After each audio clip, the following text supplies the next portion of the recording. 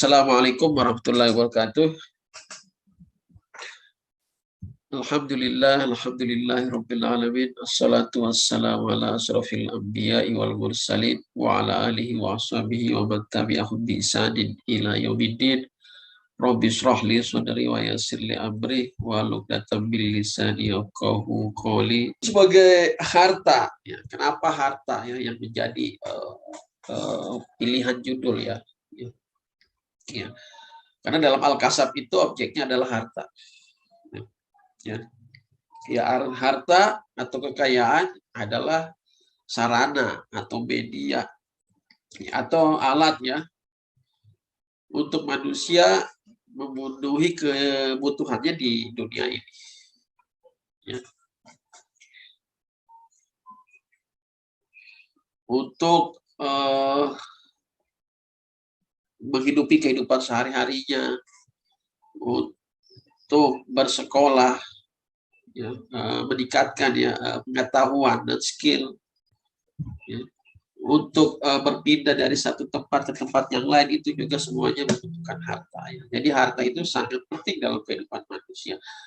Karena itu menjadi salah satu variabel ya dalam maqasid daruriyah al-khamsah, yaitu penjagaan agama, penjagaan harta yang ditempatkan pada posisi paling akhir. Ya. Yaitu faktor eksternal ya, yang tidak melekat dalam diri manusia. Yang lainnya ya, penjagaan agama, jiwa, akal, keturunan itu melekat dalam jiwa manusia. Ya, ini faktor internal dan eksternal. Ya.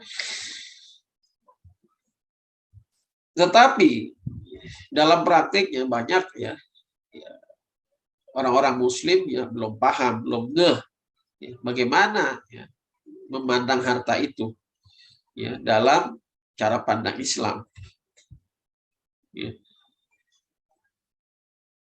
Karena itu banyak sekarang ya, masih banyak orang-orang masih pakai bank konvensional ya.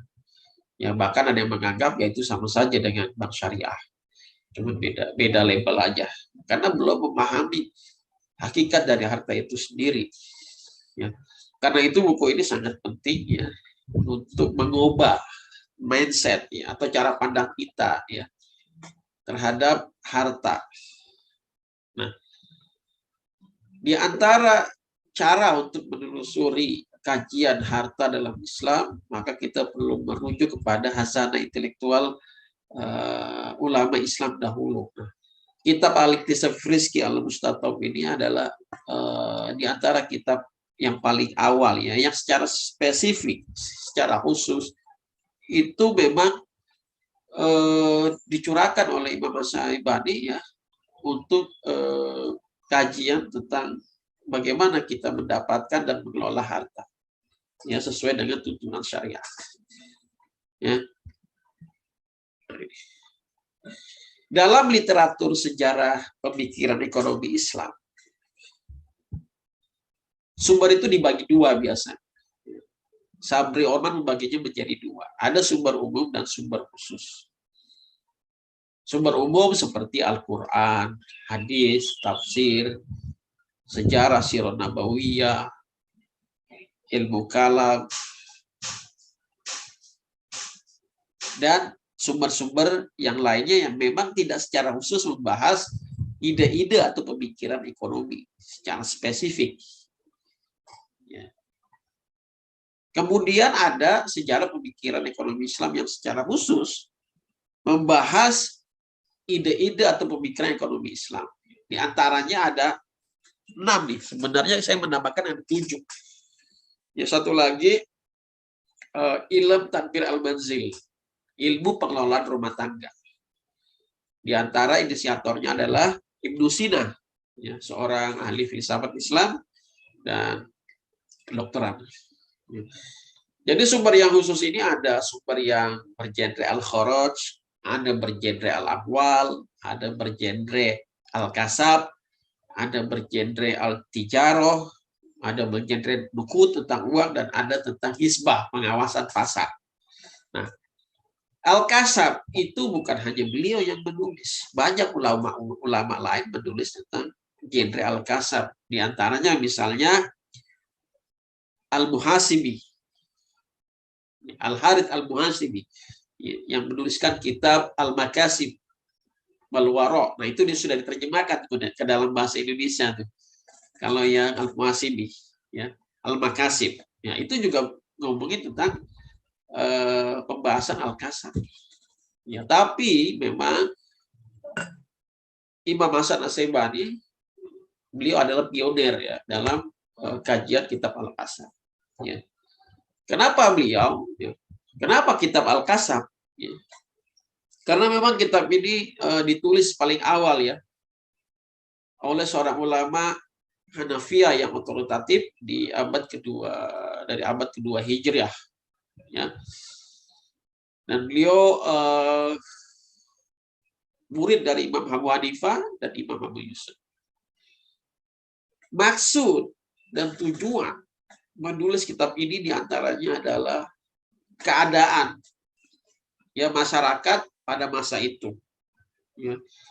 Masyarakat dihadapi dengan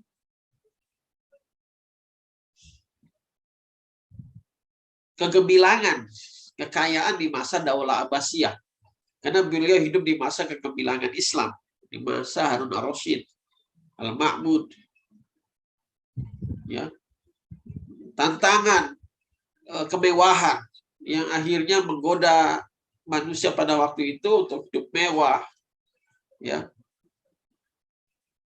menghambur-hamburkan kekayaannya, sehingga itu bisa menjadi salah satu faktor utama yang menjauhkan manusia dari menyembah Allah Subhanahu wa Ta'ala.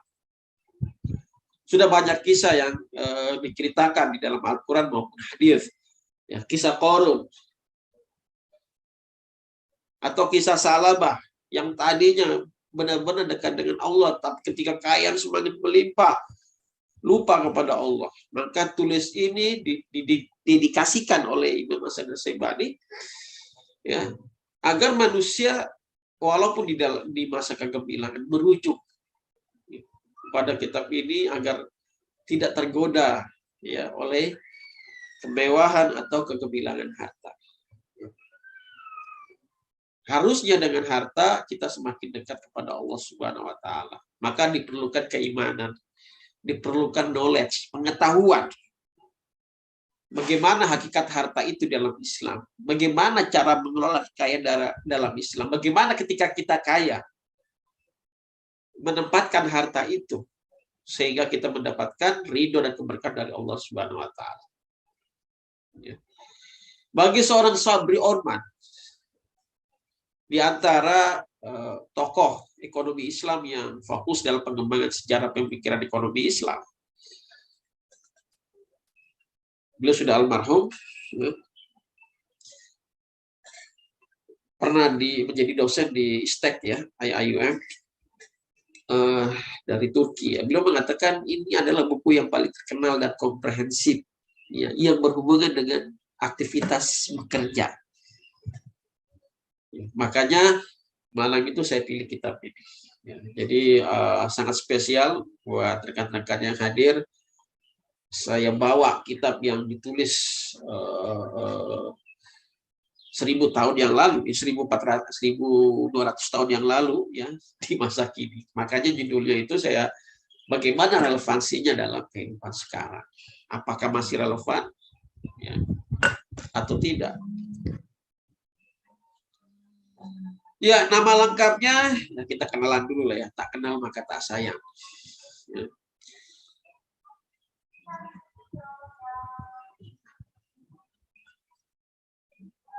Abu Abdillah Muhammad bin Hasan bin Barqat Asy-Syaibani, ya, yang lahir pada tahun 130 Hijriah atau 750 Masehi di kota Wasit, ya, ibu kota dari Irak pada masa akhir pemerintahan Muawiyah. Ya, ayahnya berasal dari negeri Saiban. Ya, nah beliau termasuk bekerja di salah satu suku namanya suku Saiban. Ya, makanya disebut akhirannya lakopnya Saibani. Ya. Tapi besarnya beliau di Kufah dan belajar dari beberapa guru ya, diantaranya ada Umar bin Zar, Mus'ar bin Khadam, ada Sufyan Sauri ya, dan Malik bin Maghul, dan juga ada Imam Abu Hanifah, Imam Abu Yusuf. Dan setelah belajar 18 tahun dari gurunya ya, Imam Abu Hanifah, kemudian berlanjut ke Imam Abu Yusuf, beliau pergi ya ke Madinah, belajar juga dengan Malik bin Anas. Ya, jadi guru-gurunya sangat luar biasa kalau kita lihat ya, ini ahli fikih semuanya. Ya, kemudian juga beliau belajar hadis dari beberapa guru ya, kayak Saujai ya. Dan ini ada Sufyan Sauri di antara imam yang sangat luar biasa ya. Ini Sufyan Sauri itu punya karya yang sangat luar biasa juga, Kitab Faraid. Di antara Kitab Faraid yang ditulis di awal-awal sejarah peradaban Islam. Itu juga bagus Kitab Faraidnya. Ya. Mengapa bekerja? Nah, ini dibahas di Muqaddimah kitab Al-Iktisaf Rizki Al-Mustatab ya. Saya nggak akan bahas semuanya ya. Ini kalau bahas semuanya bisa sampai setahun ya. Saya ada mengampu kajian kitab klasik ya. Kitab Al-Amwal itu sudah, kitab Al-Amwalnya Abu Ubaid sudah 3 tahun ya. Kalau ini sih nggak sampai 2 tahun lah ya, setahun lah ya, untuk mengkaji kitab ini dari awal sampai akhir. Jadi ini saya hanya mengambil intisari ya, dari pemikiran beliau. Bekerja adalah inti dari kegiatan ekonomi ya, di level individu atau di tingkat individu. Ya, banyak ayat yang beliau kutip ya. Misalnya di surat Al-Jum'ah, "Fantashiru fil ardi wabtagu min fadlillahi." Ya, jadi bertebaranlah di muka bumi ini dan carilah karunia Allah. Kemudian di Surat Al-Baqarah 267, ya alladzina amanu anfiqu bitthayyibati ma kasabtum. Hai orang-orang yang beriman, nafkahkanlah dari yang baik-baik dari apa yang kamu peroleh ya dari pekerjaanmu. Ya. Ini tujuannya untuk apa? Nah, di sini disebut ya, setelah beliau merujuk kepada dari Al-Qur'an di surat Al-Jum'ah. Di sini beliau menjelaskan ada kata faja'alal iktisaba sababan lil ibadah. Maka jadikanlah segala aktivitas pekerjaan kita, jadi dosen jadi pedagang, jadi petani, dan sebagainya, itu karena untuk ibadah kepada Allah Subhanahu wa taala. Sababan lil ibadah, untuk ibadah kepada Allah Subhanahu wa taala. Wa qala wa ma asabakum min musibatin fima kasabat aydikum. Ini apa yang keperoleh ya dari yang kau lakukan itu ya hasil dari tanganmu sendiri, atas asal dari usahamu sendiri ya.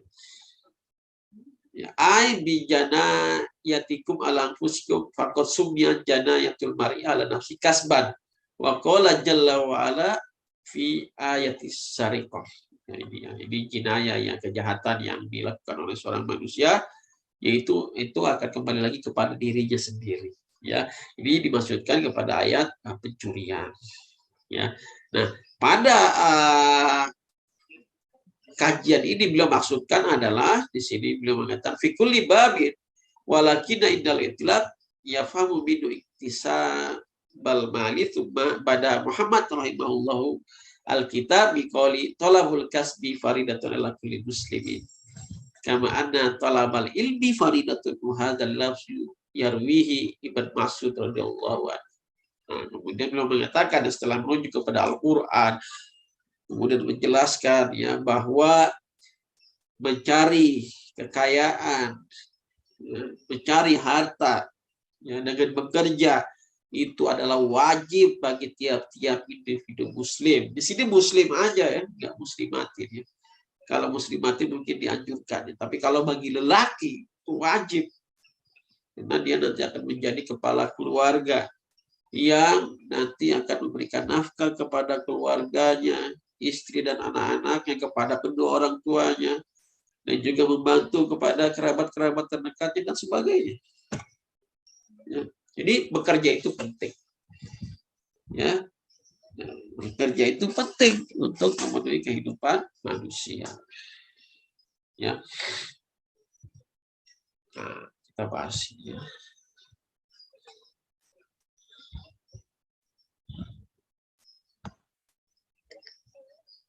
Oke. Ini lanjutan dari yang tadi. An Rasulillah dari Ibn Mas'ud ya.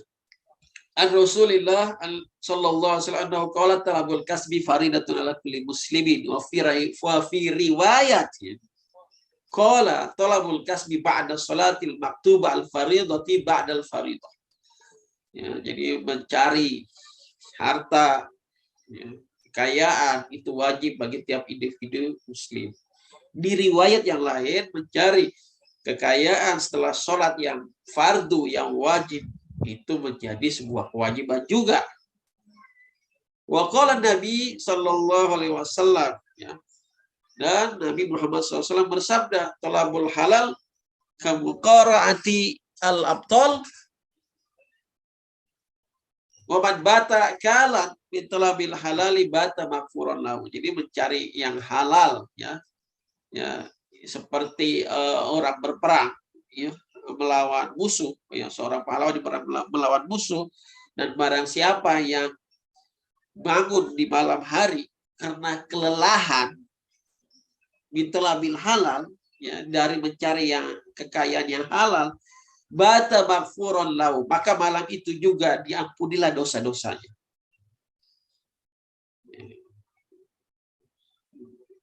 Ketika saya cek hadisnya, ada yang mengatakan ya, Al-Bani ini mengatakan dhaif ya hadisnya ya. Tapi saya rasa ini adalah satu yang fadail yang bisa kita contoh.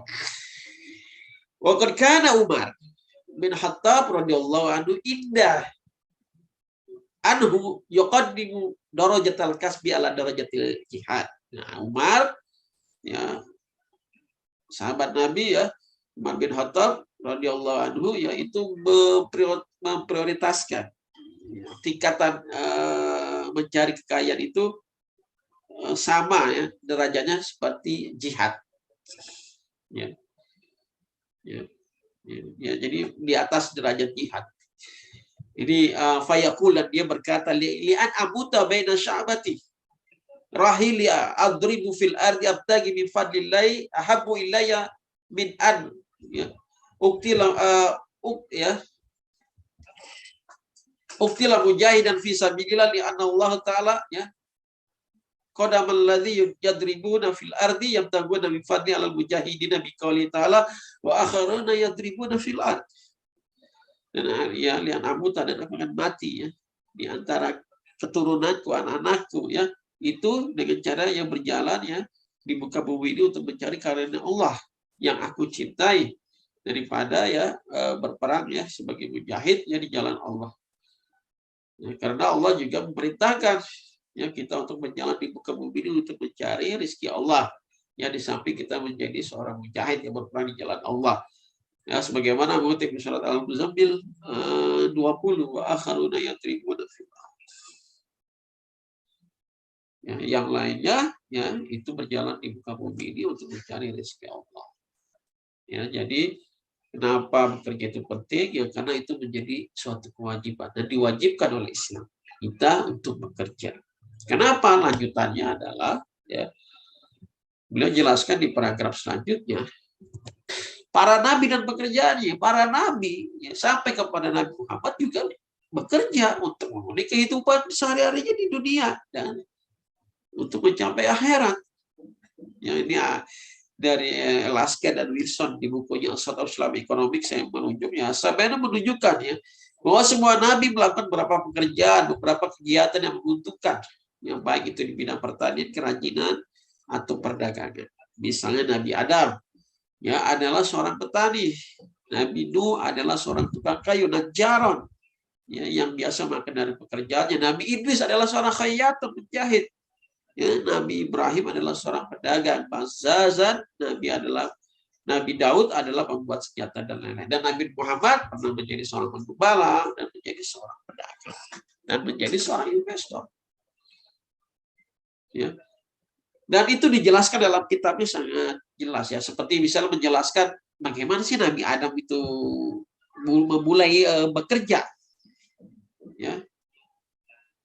Ya, di kitab itu dijelaskan malaikat Jibril diturunkan untuk mengajarkan Adam bagaimana bercocok tanam, ya, kemudian mengambil panennya, kemudian hasil panennya dibuat roti yang kemudian menjadi makanannya untuk kehidupannya, ya, dan sebagainya. Ya, itu dijelaskan secara ringkas, ya, tapi merujuk kepada asar-asar yang patut ya yang memang yang otoritatif, ya, yang dirujuk oleh Imam Hasan Asy-Syaibani. Ya, jadi jangan sampai kita yang orang biasa aja, ya, itu tidak bekerja. Ya, Nabi aja, ya, sampai kepada Nabi Muhammad dan sahabat-sahabat itu bekerja karena mereka meyakini dalam Islam bekerja itu adalah suatu kewajiban. Pernah suatu ketika Umar lewat di depan masjid, ada orang-orang yang lebih fokus kepada ibadahnya dan ditanya, kenapa kamu gak bekerja? Ya, nanti juga rezeki dari Allah. Ditepuk pundaknya, suruh pergi ke pasar. Itu menandakan bahwa bekerja itu adalah wajib. Setelah itu baru kita bertawakal kepada Allah. Ya. Rezeki yang mengatur adalah Allah. Nah, itu kalau kita baca kitab yang lainnya, ya, di kitab Al-Maqasid Al-Muhasibi, bab tawakal itu menjadi bab awalan ketika kita ngomongin tentang bekerja. Nah, nanti kita kaji kitab yang lain lah, ya. Kalau ada waktu dan kesempatan, kita mengkaji kitab-kitab ulama yang lain. Ya. Nah, di pembahasan kitabnya juga beliau membahas tentang harta. Ya, harta itu tidak hanya al-mal, mala yamilu mailan. Ya, artinya kan kecenderungan. Ya, kecenderungan. Manusia itu selalu cenderung dengan harta. Ya, mala yamilu mailan. Ya. Bahkan kalau kita tasdidkan mala yamilu, ya, itu artinya kelaliman, kezaliman. Ya, harta kadang bisa membuat orang zalim dengan kekuasaan. Nah, beliau menjelaskan bahwa harta itu arti harta sendiri bukan hanya mal tapi juga al-khair, ya, dengan merujuk dalam surah Al-Baqarah 215. Yas'alunaka madza yunfikun qul ma anfaqtum min khairin. Min khairin di sini kan mereka bertanya tentang apa yang harus mereka nafkahkan. Katakanlah ma anfaqtum min khairin. Apa yang kalian nafkahkan dari harta kalian. Untuk siapa? Walil walidaini wal aqrabina wal yatama wal masakin wa binis sabil wa mataf'alu min khairin fa innallaha bi'alim. Jadi di sini terjemahannya juga harta, ya. Khair itu harta. Jadi harta itu yang kita dapatkan dari bekerja, ya, dari segala aktivitas ekonomi, ya, itu harus dialokasikan kepada kebaikan. Nggak ada sinonim harta itu asu misalnya. Walaupun nanti di kitab Imam Ghazali misalnya harta ada dibagi dua, ada harta yang al-mahmudah dan harta yang al-mazmumah. Jadi harta itu disifati kepada harta yang mulia dan harta yang tidak mulia. Bukan hartanya nggak mulia, karena manusianya yang bikin harta itu tidak mulia. Ya, nah, di sini khair. Ya. Di sini sebenarnya kalau kita baca kitabnya Qardawi, ya, di sini adalah prioritas, ya, prioritas kita menafkahkan orang, memberikan infak kepada orang atau memberikan nafkah kepada orang, itu prioritasnya ini. Dari orang tua kepada kerabat, kepada yatim, masakin, yang disabil dan sebagainya. Ya, jadi harta itu harus dialokasikan kepada hal-hal yang baik. Ya, atau albir, ya, kebajikan. Yang kedua, harta sinonimnya ada al-fadl. Fa idza qudiyatis salat, ya, fantashir fil ardi wabtagu min fadlillahi wadhkurullaha katsiran la'allakum tuflihun. Di sini kita disuruh mencari karena Allah. Fadlullah itu harta Allah, kekayaan Allah sebanyak-banyaknya, dan ingat kepada Allah. Ya. Ya. Jadi di sini kita diingatkan bahwa semuanya yang harta yang kita dapatkan adalah karunia dari Allah, bukan atas usaha kita sendiri. Makanya setelah min fadlillah, kita diingatkan wadkurullah, dan ingatlah kepada Allah yang banyak-banyak agar kamu beruntung. Kadang kita kalau udah banyak harta, udah bergelimang dengan harta, lupa sama Allah. Mulai masuk hawa nafsu. Beli ini, beli apa lagi ya? Di rumah apa yang gak ada, nah itu godaan harta. Makanya banyak-banyak beristighfar dan mengingat Allah ketika kita diamanahkan oleh Allah harta yang banyak. Ya. Maka beliau di sini membahas juga tuh di kitabnya, apakah kita harus menjadi kaya atau jadi miskin. Ya. Nah, itu pilihan. Tapi ada solusi yang baik. Kalau misalnya menjadi kaya, Imam Mawardi dalam kitabnya Kitab Adabud Dunya wa Din menjelaskan, ketika kita menjadi kaya, bagaimana kita qanaahnya. Jadi katanya kalau orang kaya mana bisa qanaah. Gitu. Ya, jangan sampai kita kaya menolak. Ya, oh, kita harus zuhud. Ya. Qanaahnya adalah kalau kata Imam Mawardi, penuhi dulu kewajiban kita, kebutuhan kita, dan lebihnya ya kita distribusikan kepada mereka yang membutuhkan, ya tadi yatim, fakir dan miskin, ya melalui instrumen apa? Zakat, infak, sedekah, wakaf, ibadah dan sebagainya. Ya. Karena mungkin di harta kita, bukan mungkin lagi di harta kita ada harta orang lain. Hakun lisailin wal mahrum. Ya. Oke. Tadi kita sudah bahas tentang kenapa itu bekerja, kenapa penting untuk bekerja, ya dan sebagainya. Maka sekarang bekerja itu sendiri. Tumbal kasbu ala maratib. Ya, bekerja itu, mencari penghasilan itu ada tingkatannya. Maratib. Famigdaru mala budda likulli ahadin minkum. Kadarnya yang wajib bagi tiap individu. Yang pertama dia, yakni ma yukimu bihi sulbahu, yaitu bekerja itu adalah untuk menopang tulang punggungnya. Maksudnya ya menopang kebutuhan diri sendiri dulu. Saya bekerja ya untuk menopang diri saya, untuk memberi kebutuhan saya. Yuftaradu ala kulli ahadin iktisabu bin hilli ainan. Jadi ya diwajibkan ya bagi tiap individu bekerja ya untuk memberi kebutuhannya dirinya ya dari kekayaannya itu. Li'annahu la yatawassalu ila iqamatil farad illa bi, karena kita tidak akan sampai ya untuk menegakkan syariat fardu-fardu yang wajib kalau kita sendiri tidak mampu untuk melaksanakan itu dengan kekayaan kita. Ya, contoh, kita mau sholat aja butuh baju kan untuk menutupi aurat kita. Kan harus beli pakaian. Kita mau haji, melaksanakan rukun Islam. Yang kelima, butuh duit. Kita harus bekerja. Ya. Wa ma yatawassalu bi ila iqamatil fardh yakunu fardhu. Makanya segala sesuatu yang berkenaan dengan menegakkan satu fardu yang wajib itu menjadi wajib. Maka itu bekerja untuk memenuhi kebutuhan sendiri itu menjadi wajib.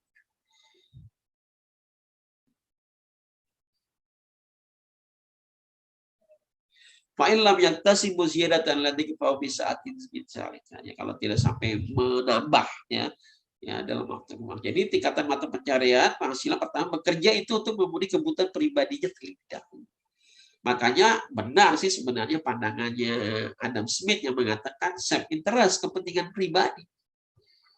Ya, ini memang kita bekerja itu untuk memenuhi kebutuhan pribadi. Ya. Kalau kata Adam Smith yang menjadi tukang daging, dijual ke pasar ya tujuannya adalah untuk kebutuhan dia. Yaitu benar. Tapi yang salah adalah ketika self interest itu tidak diikuti dengan keimanan, dengan agama, sehingga yang jadinya adalah self interest plus egois, hawa nafsu, akhirnya menjadi manusia-manusia yang rakus, manusia-manusia yang sombong, tidak memikirkan orang lain.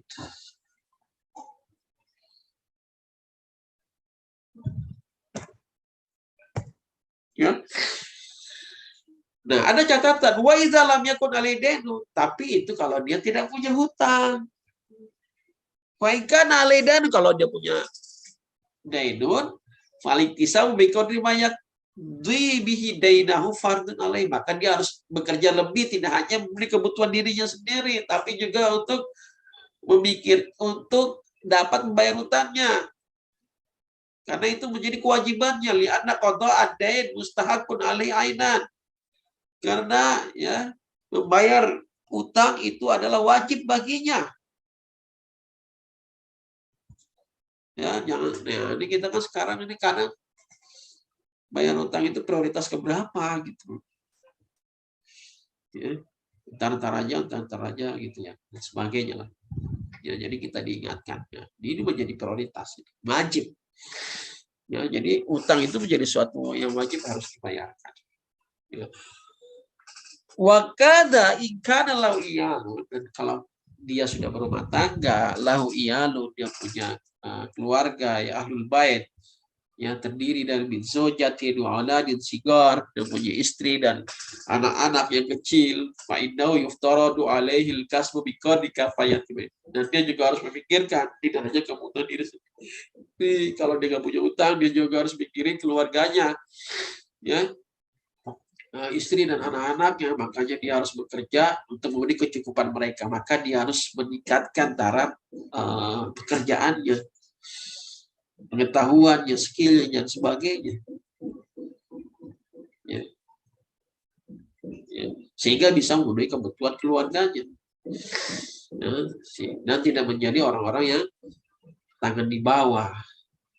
Li'annal infaqo ala zaujati mustahaqqun alaih. Karena memberikan nafkah kepada istri dan anak-anak itu wajib bagi kepala keluarga, suaminya pertama. Ya, jadi itu jadi menjadi suatu yang wajib juga ya, memenuhi kebutuhan keluarganya. Jadi tingkatan ketiga nih. Ya. Yang keempat. Tingkatan yang keempat, ya. Fa in kana lau abawani kabirani sirani. Jadi kalau kita punya orang tua, kedua orang tua masih hidup tapi susah, fa innahu yuftaradu alil kasbu, maka kita harus meningkatkan lagi nilai pekerjaan kita. Kita harus bekerja, wajib itu. Biqadri kifayatihima, untuk memenuhi kecukupan mereka. Lianna nafaqatahuma mustahaqqatun alaihi ma usratihi idza kana mutamakkinan minal kasbi. Ya, jadi memberikan nafkah kepada kedua orang tua itu wajib bersama dengan keluarganya. Kalau itu memungkinkan, kita bisa bekerja lebih ya. Jadi itu ya. Jadi konsepnya ada tingkatannya. Kemudian fa'ama ghairul walidain. Terus kalau bukan selain orang tua ya, bin zawir rahimi al-mahram, ya kerabat ya, family yang lainnya, fala yuftaradu alal maril kasbil. Enggak wajib amat ya untuk seseorang bekerja untuk menafkahi mereka. Ya, li'anna la tastahaqqu nafaqatahum ya alaihi illa bi'tibar sebetal yasar, ya. Jadi tidak menjadi wajib ya, kecuali hanya untuk memberikan kemudahan bagi mereka. Walakin yudab, disunahkan untuk kita bekerja untuk memberikan nafkah ke mereka, itu bentuknya sunnah aja. Lama fi bin silaturahim, karena itu bentuk sebagai silaturahmi. Wa huwa mandubun ilaihi fi syari, dan itu menjadi sunnah di dalam syariat Islam. Ya, jadi itu ya tingkatannya ya, sunnah. Ya, kalau untuk kerabat dan sebagainya. Ya, jadi kita bekerja ini ya itu ada tujuannya. Tujuan wajibnya adalah untuk memenuhi kebutuhan diri sendiri, kebutuhan keluarga ya, istri dan anak-anak, kebutuhan orang tua, dan membayar hutang. Ya, membayar hutang malah di tingkatan nomor 2. Baru kalau kita mempunyai lebih harta, ya kita bantulah kerabat terdekat kita, sepupu kita, saudara-saudara kita ya, agar hidupnya juga senang. Ya. Tuh, ya.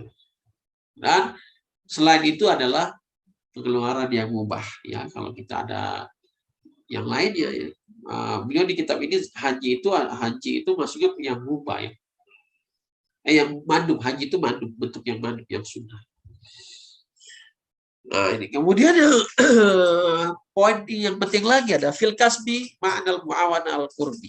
Tsumma bayyana Muhammad rahimahullahu taala anal kasba fi ma'anal mu'awana al qurbi wa ta'ah. Jadi makna kita bekerja, yang maknanya itu adalah al mu'awanah, ya, meminta pertolongan kepada Allah ya dengan cara mendekatkannya dan mentaatinya. Ya, tadi di awal tujuan kita bekerja adalah untuk beribadah. Ya. Aikas bin kana. Ya, apapun bentuk pekerjaan, semuanya adalah tujuan untuk mendekatkan diri dan taat kepada Allah. Kalau pekerjaan itu menjauhkan kita, ya, dari dekat dan taat kepada Allah, tinggalkan. Ya.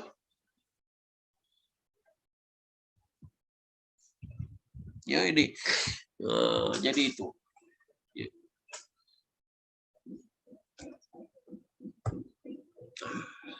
Yang kelima, wakola wakul wahidin manhiyun an ifsadil ta'am. Kalau kita sudah punya uang, kemudian memenuhi kebutuhan kita, di sini setiap individu dilarang untuk merusak makanan. Kenapa? Salah satu bentuk merusakkan makanan adalah israf, berlebih-lebihan. Tumbal hasil annahu yahrumu 'alal mari fi baiktasaba bid'ah, walaupun itu dapat dari yang halal. Ya, jadi bentuk-bentuk yang alifsad, yang merusak, masaraf, yang berlebih-lebihan, wal makhilah, wal makhilah ini sombong, wat tafahur, ya, berbangga diri, wat takasur, dan menghambur-hamburkan kekayaan, itu adalah sesuatu yang dilarang dan harus dijauhi ketika kita dalam mengelola kekayaan kita.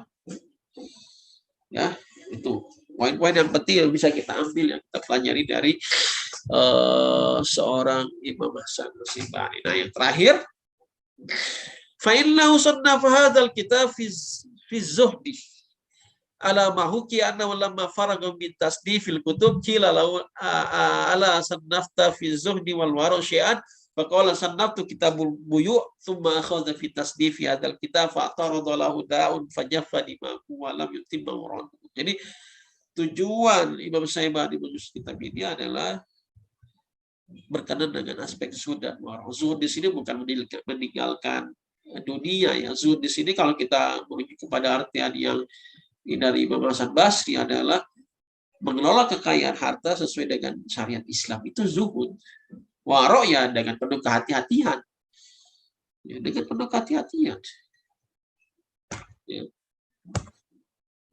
Jadi apa yang tadi dijelaskan dari pandangan Imam Hasan Asy'ibani itu menyimpulkan bahwa ada pola hubungan, ya, antara bekerja, ya, menghasilkan kekayaan, mencari kekayaan dengan mengeluarkannya. Hubungannya itu positif. Ya.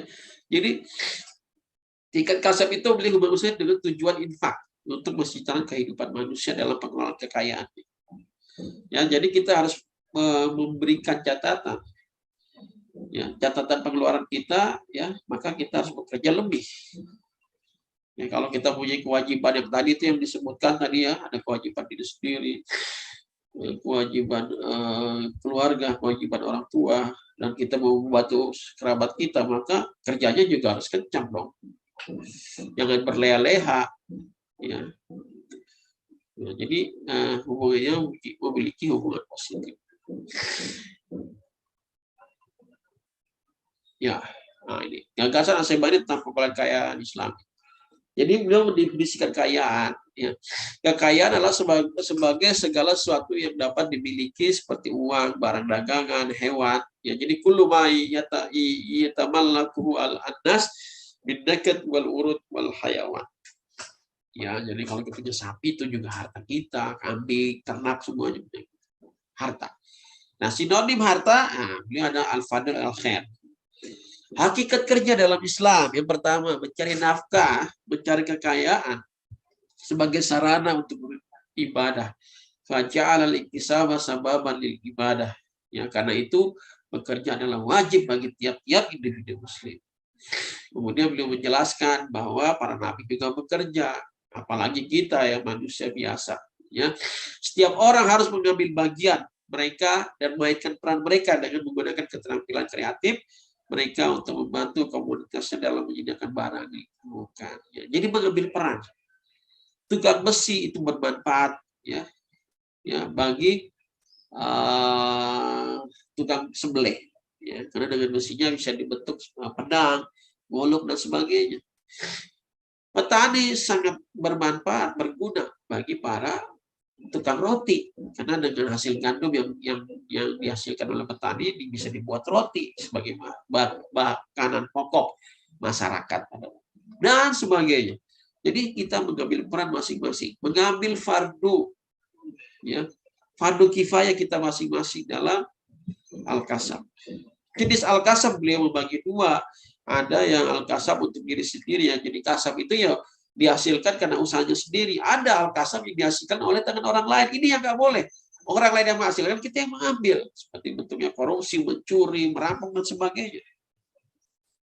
Ya, kemudian beliau membagi pekerjaan ya menjadi 4 kategori ya. Ada al-ijaro ya, jasa ya, kemudian tijaro perdagangan, ada menjadi petani, dan asinaat profesi ya, atau asinat itu bukan profesi, dia orang-orang yang mampu bisa menghasilkan sebuah karya ya, misalnya tukang kayu, tukang roti dan sebagainya ya.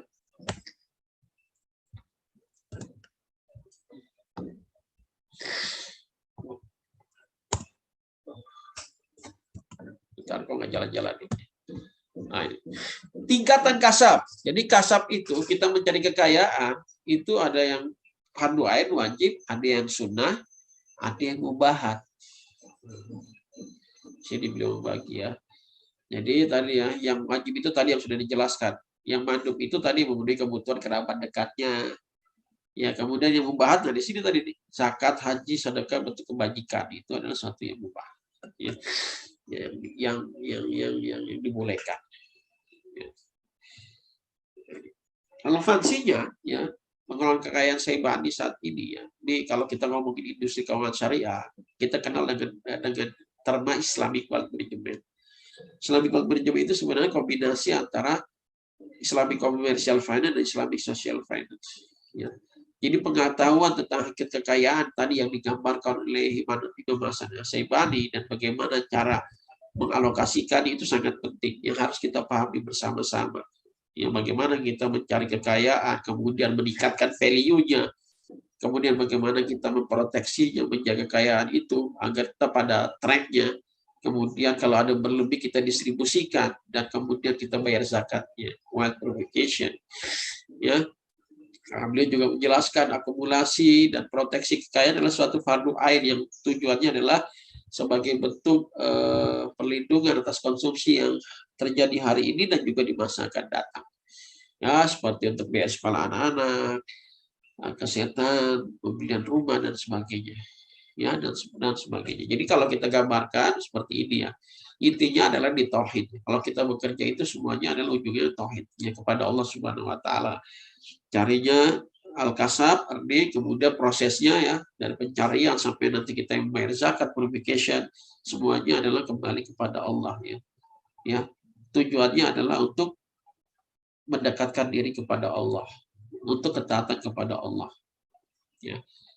Karena kalau kita merujuk kepada konsep istikhlaf, istikhlaf itu adalah konsep pemberian amanah dalam mengelola kekayaan. Jadi harta itu absolut milik Allah. Kita manusia yang megang handphone, megang mobil itu adalah amanah dari Allah Subhanahu wa taala ya, untuk digunakan sebaik-baiknya.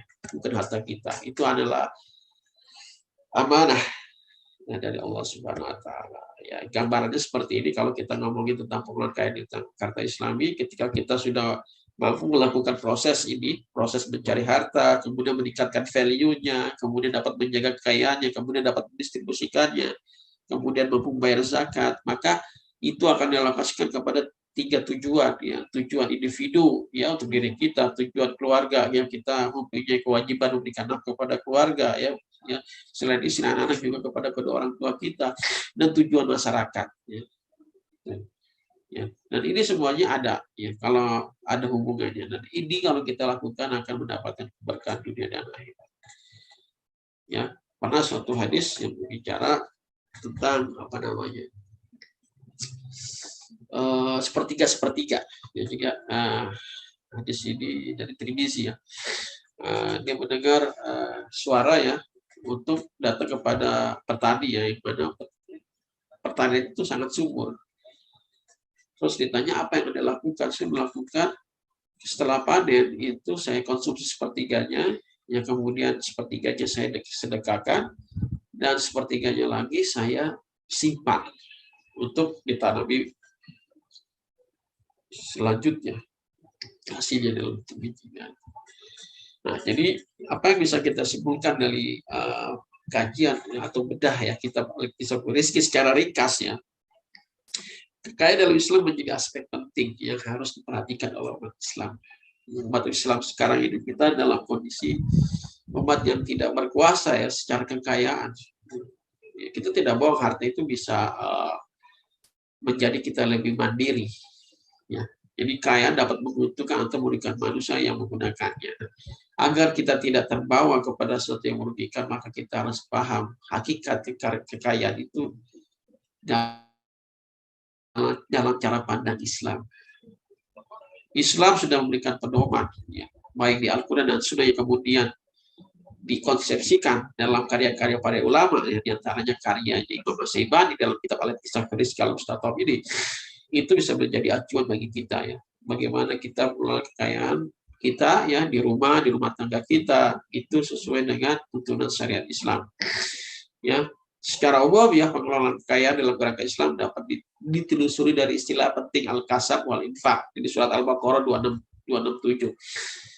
Ya, ini istilah yang berasal dari Al-Quran dan Sunnah yang kemudian kita bisa ekstensi maknanya lebih luas dalam konteks pengelolaan kekayaan harta Islami, misalnya dari proses mencari kekayaan, meningkatkan value-nya, kemudian bagaimana cara menjaganya, kemudian bagaimana cara mendistribusikannya, baik distribusi kepada keluarga dengan warisan, wasiat, dengan hibah, atau distribusi kepada yang wajib zakat, atau hibah yang wasiat dan sebagainya. Dan itu ada instrumennya dan itu pun ada di dalam penjelasan hadis Nabi Sallallahu Alaihi Wasallam. Ya, apa yang bisa kita ambil ya bahwa dalam karya ini ada landasan filosofis tentang bagaimana kita mengelola kekayaan Islam secara Islami. Itu saja, Allah alam bisawab. Ya, syukran wabillahi taufiq. Assalamualaikum warahmatullahi wabarakatuh. Pas 1 jam.